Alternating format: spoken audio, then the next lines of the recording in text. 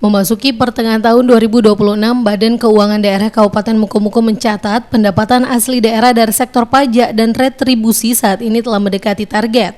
Hingga awal Mei 2026, realisasi pendapatan asli daerah atau PAD Kabupaten Mukomuko tahun anggaran 2026 menunjukkan capaian yang positif. Dari sektor pajak daerah yang ditargetkan selama 1 tahun lebih kurang 38 miliar rupiah, saat ini telah tercapai sebesar 15,3 miliar rupiah atau terrealisasi sebanyak 40% hingga awal Mei 2026. Sedangkan untuk retribusi daerah yang ditargetkan sebesar 1 miliar rupiah baru mencapai 94,7 juta rupiah atau baru terrealisasi sebesar 9% dari yang ditargetkan. Dari secara keseluruhan, total pendapatan daerah Kabupaten Mukomuko dari berbagai sektor telah terkumpul sebanyak 20,3 miliar rupiah atau 28,3% dari berbagai sektor yang ada. Hal ini sejalan dengan target yang ditetapkan untuk pendapatan asli daerah di tahun 2026 untuk pembangunan yang ada di Kabupaten Mukomuko. Capaian ini berasal dari sektor pajak dan retribusi daerah yang pelaksanaannya melibatkan berbagai leading sektor hingga ke tingkat kelurahan. Beberapa penyumbang utama diantaranya berasal dari pajak barang dan jasa tertentu atau PBJT, PBB, P2, hingga bea perolehan hak atas tanah dan bangunan atau BPHTB.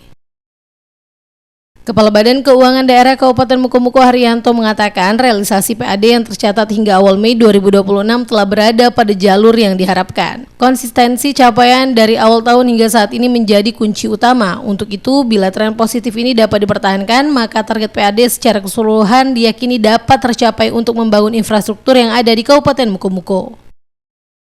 Tapi yang secara total keseluruhan untuk PAD baik dari pajak daerah dan retribusi daerah sudah tercapai sekitar kurang lebih 20,3 miliar, artinya sudah 28,9% ya, sampai dengan awal Mei.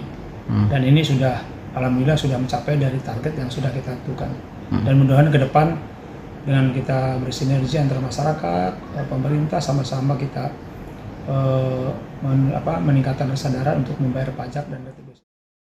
Haryanto juga menambahkan, meskipun ada beberapa sektor yang belum menyetor pajak dan retribusi seperti pajak air tanah, sarang burung walet, pajak batu apung hingga pajak lainnya serta retribusi pelayanan kesehatan dan retribusi pelayanan pasar hingga los dan kios. Pihaknya berharap peran aktif masyarakat sebagai wajib pajak terus mengalir agar target pendapatan daerah dapat terjaga hingga akhir tahun mendatang.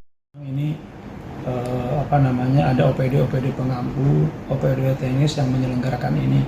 Pasar itu ada nanti di Sperindak ya, mungkin di potong-potong hewan ada di Dinas Pertanian, kebersihan ada di LH, dan juga beberapa OPD lain yang ini kita memang nanti berkolaborasi dengan OPD teknis bagaimana kita untuk meningkatkan retribusi karena potensi sangat banyak, terutama dari parkir dan lain sebagainya ini sangat banyak.